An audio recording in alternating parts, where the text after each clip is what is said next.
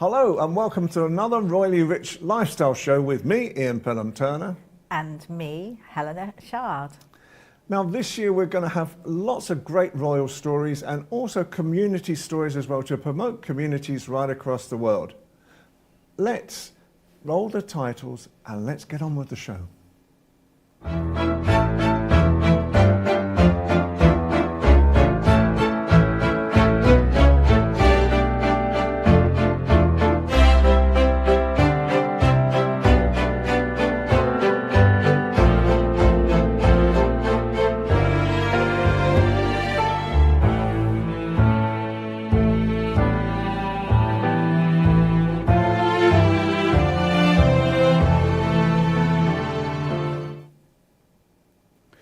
Well, Helena will start off the proceedings this week again, as always, with some great royal news. Helena, what's been going on?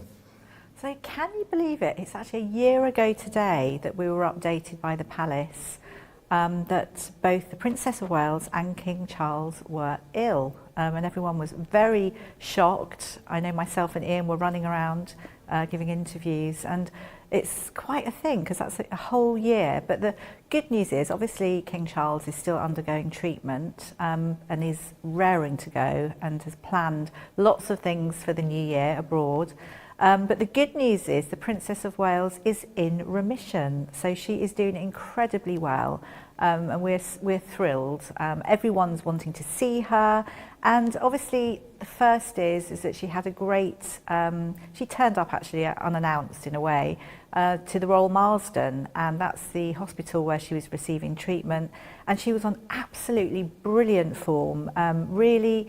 Just wanting to speak to the patients. The patients didn't realise who it was that were turning up. I think most people thought it was Prince William because he's a patron. But she turned up, they were absolutely thrilled. Everyone felt incredibly special. She treated everybody so well, and they were so excited. They felt like they were the only people in the room, which is good news. She was there to talk and to listen, and her vibe and authenticity was happy and relaxed. So really brilliant. And also she's now a patron also for the hospital, the Royal Marsden Hospital. So that's brilliant news. And great to see her happy and empathetic and just able to share her experience with everyone there. So it was a really lovely day. Really what our patronage is, and it's a myriad of things that the royal family do.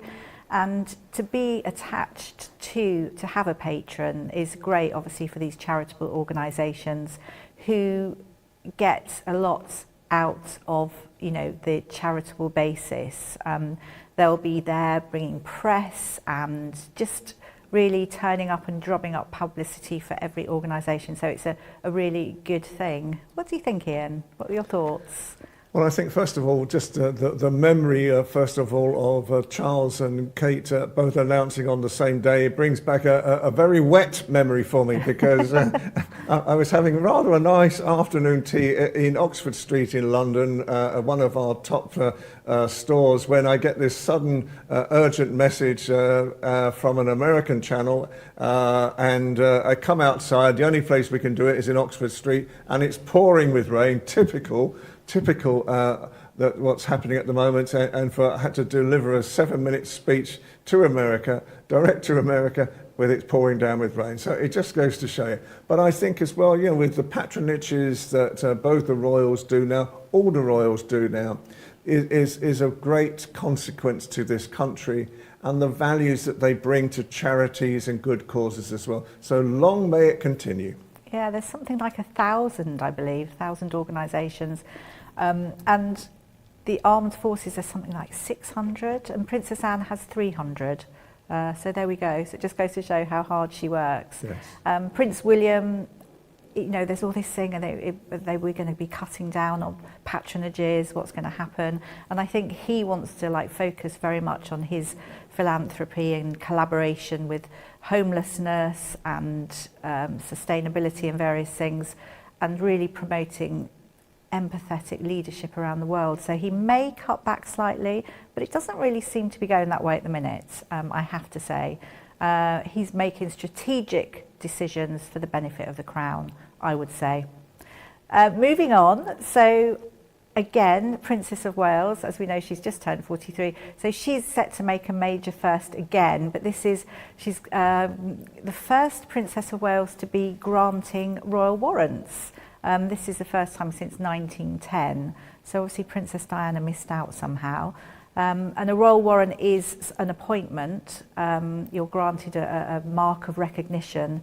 That's for people, companies, who regularly supply goods to the royal family, to the royal household. So the monarch decides who gives the royal warrant. So lots of people have obviously given warrants in the past. Queen Elizabeth, late Queen Elizabeth, the Queen Mum, the Duke of Edinburgh, and obviously Prince Charles. It's strange that Princess Diana wasn't given that privilege, but there we are.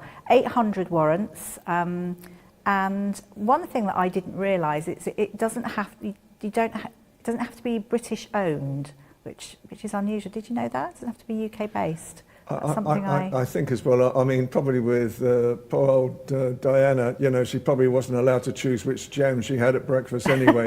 You know, so you know, like everything else, you know, most of it was probably given to her under royal warrant anyway. But apparently, from what I remember, you have to have be serving a royal patroness for 5 years.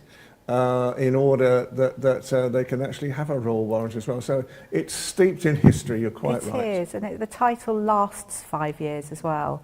And you're given an official document, a warrant of display, and that's to provide evidence that obviously you can do that. So you can use the royal arms, which is fabulous, I think.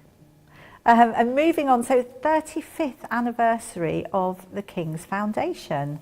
Can you imagine the 35 years, and King Charles has been celebrating. It was a star-studded event in Scotland, and I didn't realise that the Earl of Snowdon, that's David Armstrong-Jones, that's Princess Margaret's oldest son, is in fact the main ambassador of the foundation, which hadn't realised, and they're incredibly good friends, and he's at a lot of the royal events that I hadn't noticed.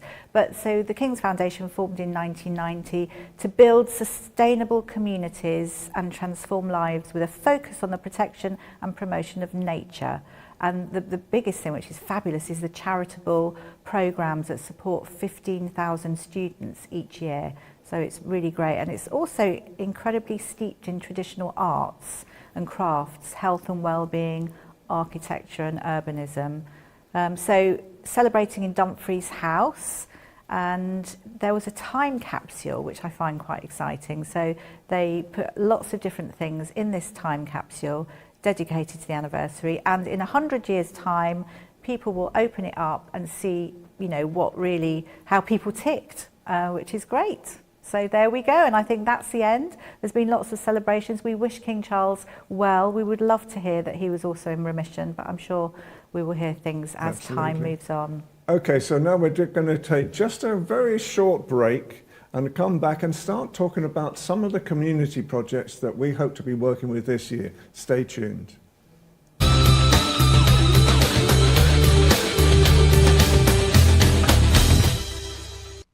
So welcome back. And now really, so some of the major communities that we hope to be working with this year globally around the world. And first of all, we're going to start off with Hunan Shangzhar. It's been taking me all night to pronounce the name even. Helena, tell me a little bit about it. So basically, the E-Commerce Association is celebrating 15 years. So this is Hunan Changsha, China, which is known as Star City. This is a cross-border trade association from Hunan's, and I think involves something like 56 small and medium-sized foreign trade enterprises. And congratulations, because 15 years, e-commerce platform, 15th anniversary, so I'm sure it's going to be an exciting time. And I know that the area is steeped in history, its culture, rich, historical.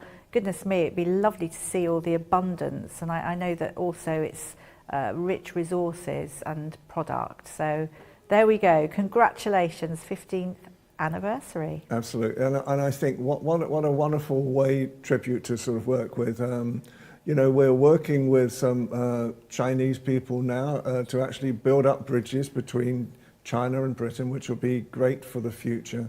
And we really found great value in promoting something like this. And now we're going to move on to someone who caught my eye the other day. He's a man called Sami Adegoke. Now, Sami Adegoke is quite a story in his own right, because now he's a multi-millionaire, a property developer. But when he first came to Britain in the 2000s, he started work with very little money and went to McDonald's, and he had come from Africa, and he experienced a lot of racial abuse. People used to sort of call him names at the counter. Some people would be refused to actually talk to him because he was black. And he found a lot of abuse that was happening. And it is said at the time that McDonald's had a zero policy on any racial abuse as well. So well done, McDonald's, for really racing this out. But then he started reading a book called Rich Dad, Poor Dad. And this was really written by an author that said, look, if you want to make money in your life, go into property. Go into property. So what do you think, Helena, just of this first bit? Well, no, I think it's amazing. I mean, he's become a property tycoon, and I think to have that, to be able to read a book, Rich Dad, Poor Dad, I think it was Robert Kiyosaki or something like that, to give that, you know, that wow factor, and it's that same thing that we talk about, you know, if you've got an idea, just go for it, don't be put off, and that's absolutely what he did. That's Sami Adegoke. I mean, he's now a successful CEO, and investing in real estate and doing so well just goes to show he may have had abuse in McDonald's, but he just, you know, he just wrote it off. His Christian faith was very strong. He didn't let it bother him. So good for him. And I know that he started buying, was it 2008 that things slightly went wrong, but then things improved, Ian. Yes. So basically after his graduation, as Helen has been saying, he started having interest in really sort of buying up properties as well, and buying off and selling off plans. So that was a very brave period. I remember that period myself. And then in 2013, he found Rebotham Property Group, which now really sort of focuses on his faith as well, Christianity.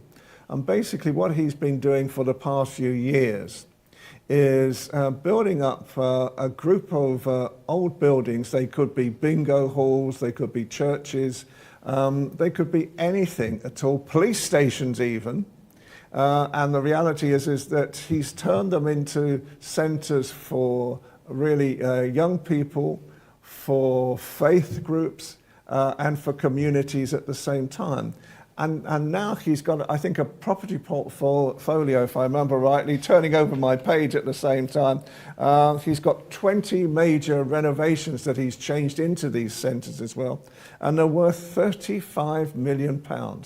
So it just goes to show you that when you come to this country, even from abroad, and you have a different colour skin even as well, you can still make great inroads in this country, because we are the country that wants to sort of see really the future being built right in front of our eyes. We want growth in this country, and these are the types of people that we should really acknowledge and say, this is what we want in this country. Don't you think, Helena? Absolutely. It's so important to inspire, teach and connect. I think the thing about Sami is that he, you know, it's all about collaboration. He found it quite hard to collaborate. He didn't have the right contacts, but he decided to hook into his church group, and he made contacts there, and that's how he grew. So it was like he joined this affiliated congregation, and it's amazing how it was a decline in church attendance, I think, that actually made him realise that he could buy big buildings and actually make them into flats and make them into different things. I mean, it's really quite incredible, and I think it shows his strength, that he realised that there was intolerance That's why obviously racism earlier on in his life, and he just ignored that. He realised that people needed to be taught and to connect with different cultures. And now look at him, he's flying. Good for him, and that we can all take a leaf out of his book. So well done, young man, well done indeed. We're going to take another short break, and then we're going to bring on our special guest for the day. Stay tuned.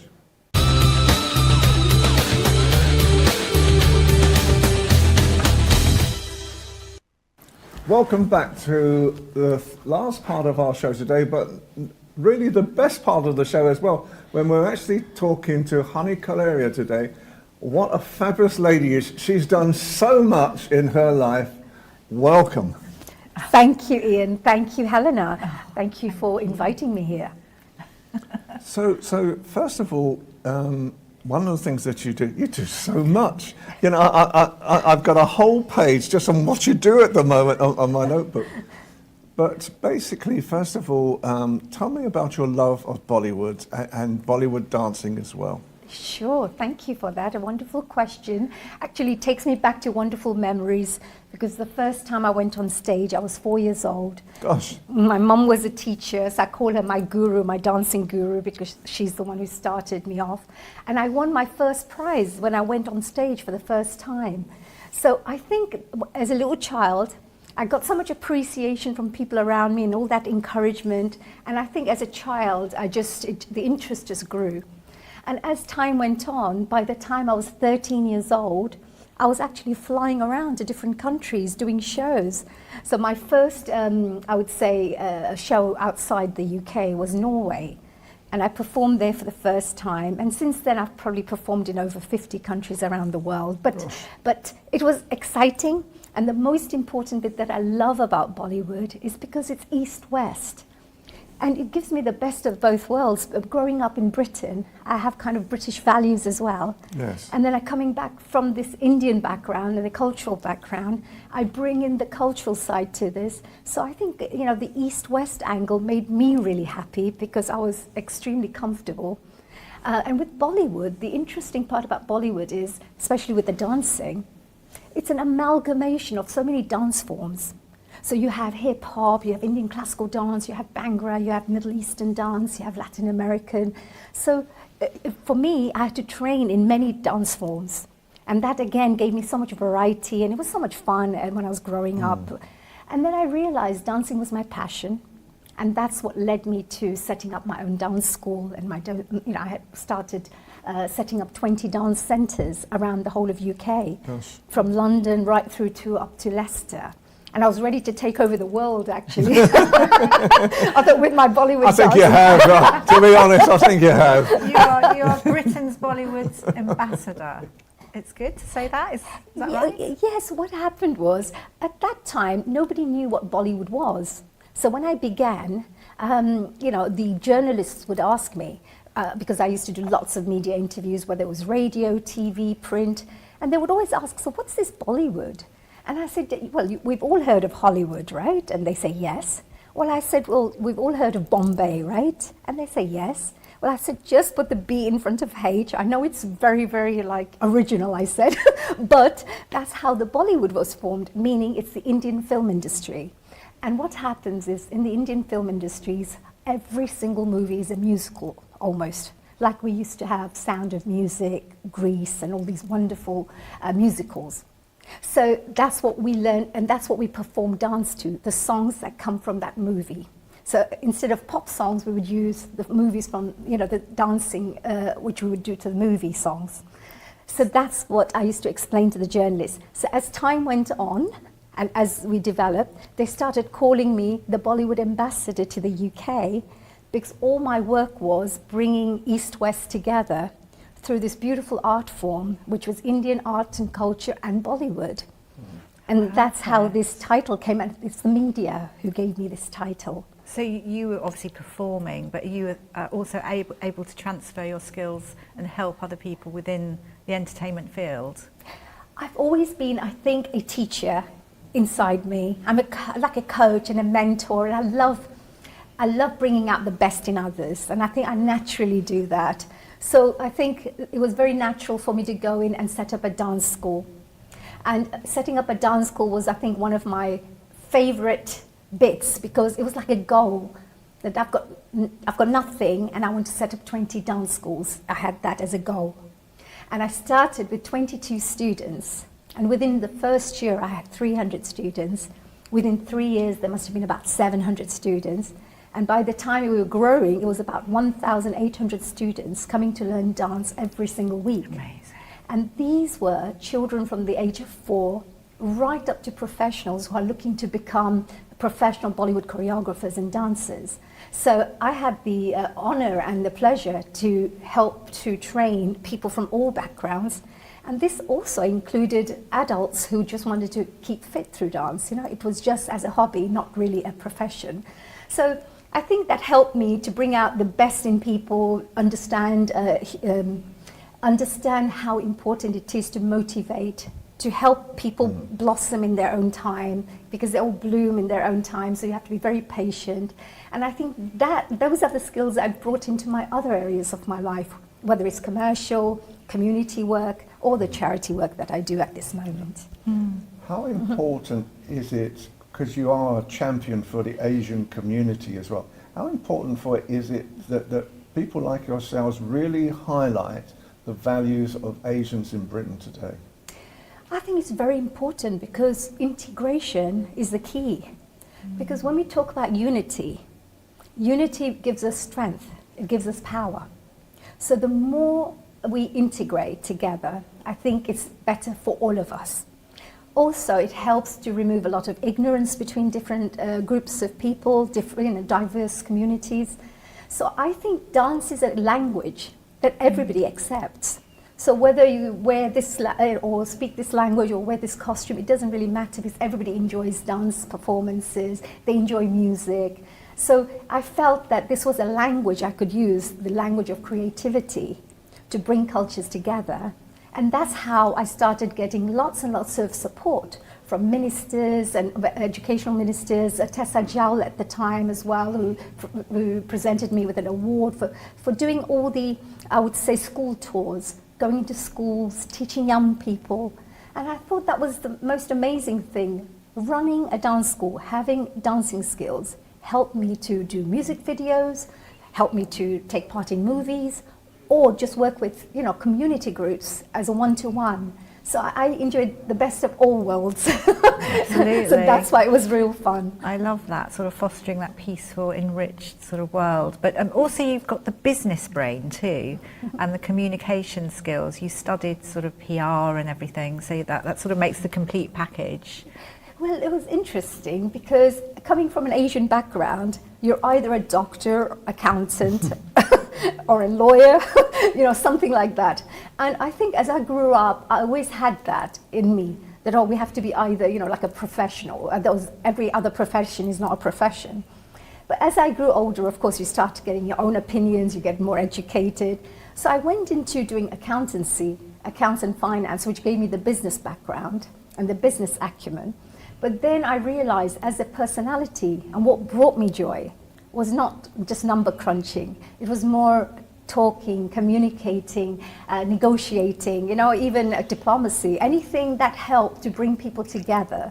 That was what I really enjoyed. And I felt I was just natural with that. So I went into public relations and decided to do a master's in that. And that was brilliant, because now I could use my business skills and I could use my PR skills to set up my dance schools. And it was really good. So everything I learned, I always put into practice. I believe I'm an ongoing student of life. I keep learning all the time. The doctorate I received, the doctorate in arts, that was actually because of my contribution of bringing Bollywood to the UK. So that's how I was honoured with the honorary doctorate, and that's why I have the name Dr. Hani Kalaria. So that was great. Excellent. On the first part of the show, we were talking about a gentleman who now is a major CEO for property development in Britain. And he came from Africa as a young man. His first job was with McDonald's, and he faced abuse, racist abuse, because he was African, black skin and African. And I just wonder, again, do you really sort of feel at times that what you do, what you portray is of great value to actually show to people in Britain as well that you have great values and that Asian people have great values? I think we should always be proud of our roots, everybody. Even British, let's say British people should be proud of their roots as well in our country. As if you come from an Indian background, if you come from an African background, because that's what makes us, and that's what makes us human, that interesting diversity, and that's how you learn more, your perception of life grows more, you know. So I think it's very important to stick to your culture, to be proud of it. But at the same time, I think it's also very important to honor and, you know, respect others, because it really doesn't matter whether you like pineapple juice or orange juice, because, you know, we can't judge somebody just because they like pineapple juice or orange juice. What I think is more important are humanitarian values. You know, the respect, the kindness, the compassion. You know what people are like with the way they act, the things they say, how they treat people who may be a bit less than them, you know, in terms of status, you know, things like that. I look at those kind of things because I think not just the external side is very important, like we say, okay, we have to appreciate each other, we have to respect each other, but you look at all the little qualities that make character. And I continuously like to study myself and see where can I improve myself. And if I'm mentoring others, to say to them, it's not just about success, it's also about being a kind person, it's also about being a bit more compassionate in this world. The other thing I believe is the more we develop humanitarian values, the more we help become a good role model to help others, lift up others. So by somebody being angry and you being angry back, you're not going to, you know, achieve anything. But by somebody being angry and you still being patient and kind and understanding, slowly they will understand to be that way too. So I followed that kind of philosophy in my life. Lovely. I just sort of backtracking slightly, because I remember seeing some photographs in the press some time ago. And you performed, haven't you, in front of royalty? Oh yes, that was actually, you know, when people say, what are some highlights of your life that you remember and you find very memorable or you treasure? And these are some of my moments that I treasure, because the first time I performed, it was with the late Princess Diana, and I was pretty young. And I was the first person in this whole of UK, maybe even Europe, where I had set up a dance group. I was the only Asian, and I had all Western dancers who were all doing Indian dance with me, and we used to perform everywhere. And we were so popular because everybody used to love that East-West side. So we got invited to perform in front of the late Princess Diana, and it was really good. She was such an amazing woman. I just loved her presence, and she just was really great. And then on top of that, then it was Prince Edward. We did work with the Duke of Edinburgh Award, because I'm an ambassador for them, so that was great. And I also went to the St. James Palace or Windsor Castle on a few occasions, Buckingham Palace, just to present awards, give a few speeches, and just encourage young people to become the best versions of themselves. And of course, congratulate them for the wonderful people that they are, for doing the Duke of Edinburgh Award as well. Yeah. So I've had it, and also providing some of my students to perform regularly for royal events as well. So we've had a really great connection in that area. And that folds quite nicely into the International Children's Peace Network that you are part of and are co-founder. What gave you the insight to do this, and what is the objectives? Okay, that's a really great question. Thank you for asking, because that's something is my latest, I would say, chapter in my life, latest adventure. And it's something where I've amalgamated everything that I know, everything that I love, and everything into one. So the International Children's Peace Network was founded with 4 focus areas.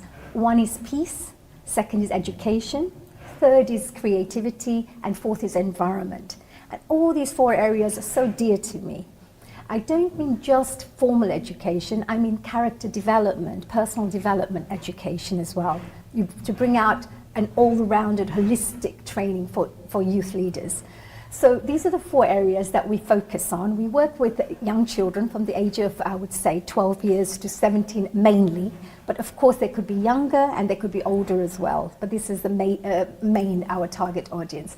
I am very, very proud that I have a wonderful partner who I've set up the actual organization with. And she's a really, I would say, beautiful soul. Her name's Nelly Stefanova.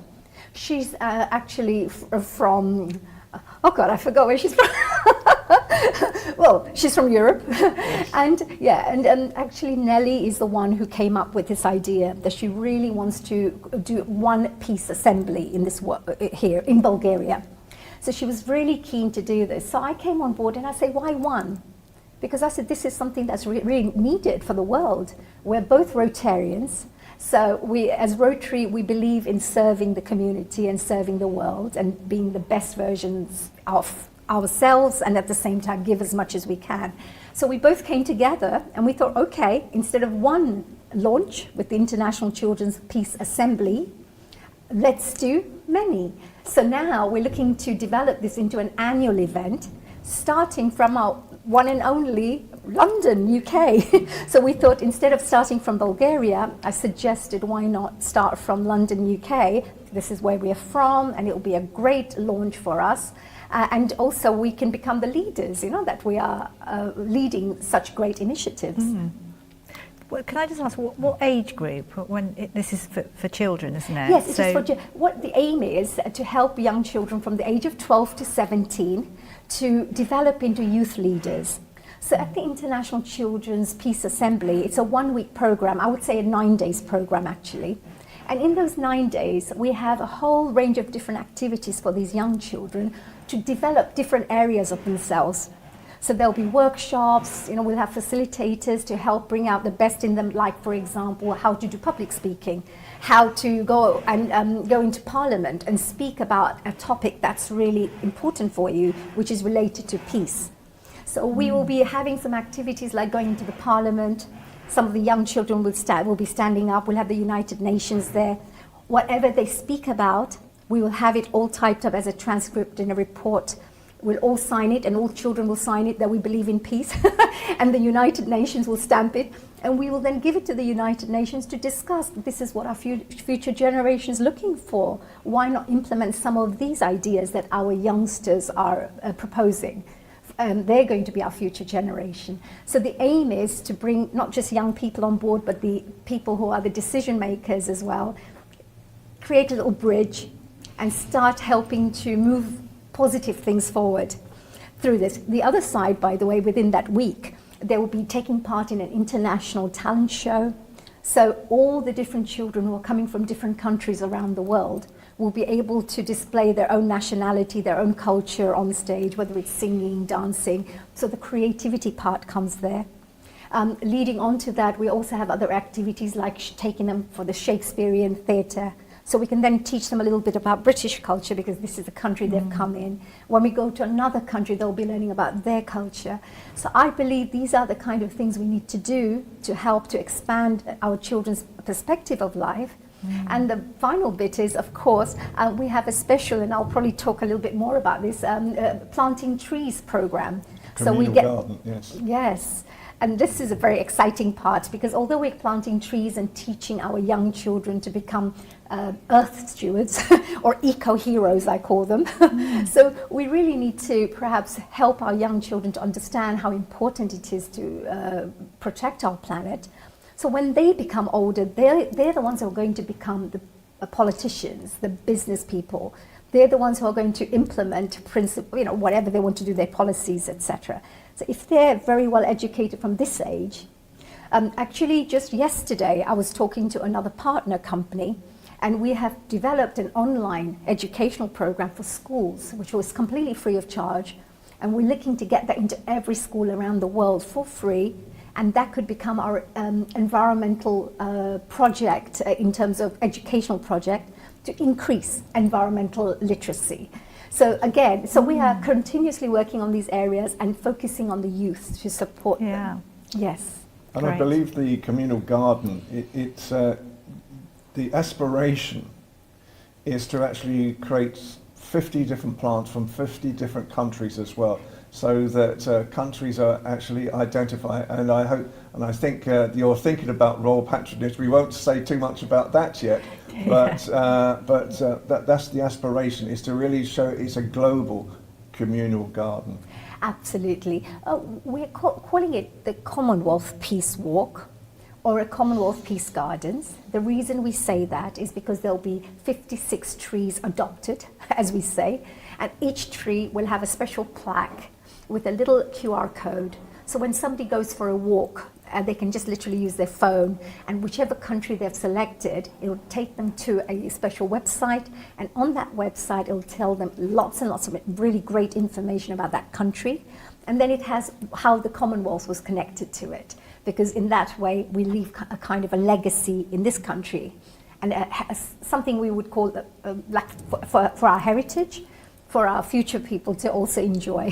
So if they go in, they can learn what is all this about, what is the Commonwealth about, what are these countries about, etc. So we feel this would not just be something that will encourage people to connect with nature, but it'll also be something where people get a bit of education about our history.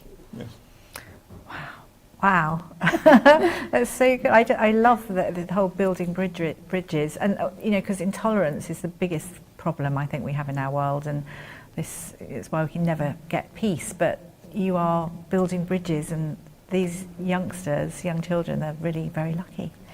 Well, I say, if you go in a classroom and one teacher teaches everybody the same thing, but everybody gets different marks, and why is that? So I always tell our youngsters and the youth, it's up to you how much you want to take on board, because half I have to give, the knowledge and the support I can give, but how you implement that knowledge, how you implement that wisdom, that's up to you. So that's why we create these kinds of programs which help to motivate the young children, to help them focus more, to give them those skills so that they can actually implement what they're learning in a positive way. So it's not just pass on, because lots of people have a little booklet and they learn, but they never put it into practice.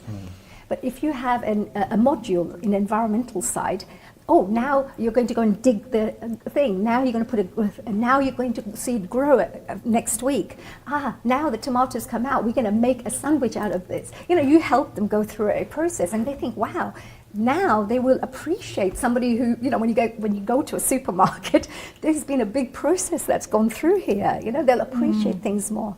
And also why it's so important to eat organic food, for example, which is, nutritious, etc.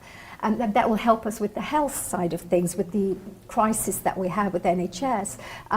This will help to create more healthy young people, so less burden on our NHS, for example, in the future.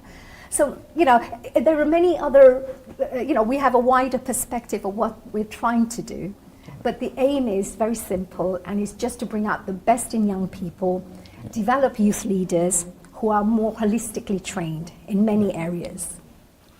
What's the best lesson you've ever learned? I believe that the power is within. Anything you want to do in life, don't try to go outside. You have the power to do it.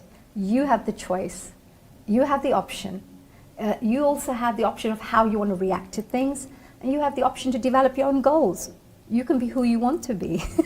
So I believe that's the biggest lesson I have learned, that if you want to achieve a goal, it's not hard. You just have to, write all the steps that will help you move towards those goals. The problem and the challenge is the discipline to stay focused and to stay on track. So when you get all the challenges and people push you off and you get blockages and things, people give up. So I say to people, the power is within you. You find a way to deal with those blockages. You find a way to deal with those challenges. Then you move forward, and that's what builds your character. That's what builds your resistance and who you are. And I've never known of anyone in this world who's become so famous who hasn't gone through challenges. Even Jesus Christ had to go through what he had to go through in order to teach the rest of the world, the more humanitarian principles. So what I'm trying to say is we all have to go through an evolvement process. So the power is within you, and whatever you want to achieve out of life, it's up to you. Whatever you put in is what you're going to get out. Absolutely. I love you dream so big. I love it. It's more than dreaming. Obviously, it's the dream, and then you're implementing, which is great. I mean, what do you need? Are you raising money somehow? Do you need help in that? I'm interested to know, because it's a big project, isn't it? Yes, it is a big project, actually. We're in talks with various funders and sponsors at this moment in time. So I think we should be fine with the funding side. It's just putting one pilot study in place. And then I don't think we should have any problems, because there are many organizations actually who are so tuned into what we're trying to do. They really want the best for the world. They really want to support. There are many business people out there, organizations who are doing corporate social responsibility. And these kinds of projects, once you show them what you're really trying to achieve and you show results, the impact, I don't think you would have a problem in getting the support. It's just staying on track and keep on at it, because it's hard work behind the scenes. It's not easy, as you know. It won't be just the 9 days. It'll probably be a whole year of work before the 9 days takes place. And not everybody sees the hard work, and it's all voluntarily done up to this point. Yeah. I so love your energy. You've got such this great energy. I think, do you know what that is, Helena? I think that's the meditation, because I'm a regular meditator. And almost every day, I sit for a little while in silence. You know, you have to go within. You have to think and have a bit of clarity in life. And if you're going through a lot of struggles and things like that, you just know that it's just a passing phase, and we'll find a way. It's okay, you know. So you don't go stressful in things, but you have to have, I would say, a balanced approach to life. I can be a really super energetic person, but at the same time, I can be very, very quiet and silent and serene as well. So it depends on where you are and what you need to do, and to bring out the best in yourself. For example, about a week ago, I said to my dad, "Oh my God, I've had such a stressful few weeks. I think I need a day off and just watch a movie and just go in bed and just sit and do nothing." And I know that's what my body needs, and I just follow it. I don't have to follow rules. I just do what I think is best for me. And we first met at a Universal Peace Federation meeting as well. How important is peace for you? I think peace is the main foundation in life, because I think it's starting from inner peace, not outer peace, inner peace. If a person is not peaceful, that's when they start having conflict. That's when the harmony goes in life. And that's when you start having bad thoughts and negative things. And when you start having fear in your life, you start doing wrong things. So what I'm trying to explain is, if you don't have inner peace, it will actually shape you and make you do things which are not good, whether you want to do it or not. But if you are peaceful within you, then you won't even have to create war, because you're satisfied, you're not greedy, you don't want to commercialize, or you don't want to have like differences, that's this culture and this is this culture, or this is this religion and that religion. So I think that if you start with inner peace, that's the most important. And if we can get every single person around the world to have inner peace, we won't have any fighting, because there will be more communication, there will be more harmony. And I'm not saying that there won't be differences, but there will definitely be more understanding communication, which is more, I would say, supportive to a peaceful world. Oh, thank you. And really, you've got so much to talk about, and you must come back another time onto the show and share. I'd be delighted. As you move forward with the project. You've now become our community correspondent. Absolutely. I am here as a community correspondent. I've said this on the screen. A personal Bollywood trainer as well, I think. Absolutely. I would be delighted to support. Definitely after it. No, I have to say, I'm sure it keeps you really fit as well, doesn't it? I think it does help, because dancing releases endorphins in your brain, and that keeps you feeling happy. Those people who just sit around will feel more and more depressed, because there's none of those hormones being released in the body. So the more active you stay, so even if you've got a pain here and do this, no, I'm going to still keep going, and that gets you back on track again. So I think definitely you have to, dancing and creative activities, could be painting or writing or anything you feel is good for you, playing a musical instrument. I think this world is creative. You could see how the creativity in nature. So we, being part of nature, are creative beings. So if we allow young people to release and, you know, just express their creativity, they will allow the universal forces to use them to do beautiful work that touches people's hearts, right? Through the creativity. So yeah, so I believe that dancing is one of those things that will always keep you happy, joyful. I'm so proud, I have to say, I'm so proud of my parents, because coming from an Asian background, dancing wasn't considered as a very positive thing. It's like, oh my God, she dances, you know. She dances in front of audiences, can you believe it? And we thought, wow. And my mum and dad see it as art form. It's an art, it's a talent, you know. And even the gods dance, you know, when they're happy, etc. So what's wrong with that? So they had to support me during the time where there was a lot of, I would say, orthodox what we say, orthodox ideas. But as time has gone on, now every parent wants their child to dance. So that has helped me to actually become very credible in the industry. And that's why wherever I go in the community, they say, you know, you still stuck to it. You're like a black sheep around there, but you still believed in it, and you helped to open up the doors for so many. So, you know, sometimes you have to go through that to maybe open up other opportunities for others. Tenacious and passionate, we love it. So how can people get hold of you? Oh yes, they could contact us at the International Children's Peace Network. That's www, of course, .icpeacenetwork.org. And if they would like to attend this one-week program, it's from the 5th to the 13th of April.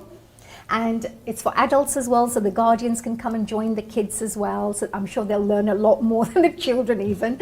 And of course, it's open to all children from all different cultural backgrounds and all different countries, because it is an international children's peace assembly. Perfect. Well, thank you so much for your time this afternoon. It's been you've added such much value. Absolutely. To How the could show we have this topped it? afternoon. Maybe if Absolutely. you'd come in your Bollywood clothing next and time done a yeah. little dance. Absolutely. Ian, I asked both of you, it was so interesting. Ian says, oh, come for Western clothes. And Helena goes, Bollywood would look nice and colourful. I thought, oh my God, I've got two different instructions. I wanted you to cheer the world up. I think that's what it was. I know. So I thought I'm going to go half-half, but next time I think I'm going to have to come with the Bollywood, Ian. Very well. We can accept that with the greatest support. Yeah. Thank you so you, much for your honey. time this afternoon. Thank you, Ian. Thank you, you. Helena. I think one of the best things that happened for me is meeting Ian. You're a very wonderful soul, and thank you for all the wonderful work you're doing. And Helena, you as well. Both of you make an amazing, amazing partners, you know, for this work that you're doing. Educating, entertaining, inspiring communities around the world and audiences around the world. That's an amazing work that you're doing. So congratulations. Thank you. So obviously we'd like to thank a few people again today. So first of all, Helena Castrati from ALB UK TV. Nancy Duen, we would like to thank for her Chinese input at the moment, and we're really looking forward to working with her more. Honey Calaria, again, thank you for your community contributions, and we're really looking forward to working with you once more. And Dr. Jacalyn Kerbeck from USA Global TV and Radio as well, who is our American outlook on life and who really has supported us through thick and thin over the past few years. So, with all that, that's the rolling titles as we speak. From me, Ian Pelham Turner, good to see you again. And from me, Helena Chard, we will see you next week with another fun-packed show. Absolutely. Take care, goodbye, and bye for now.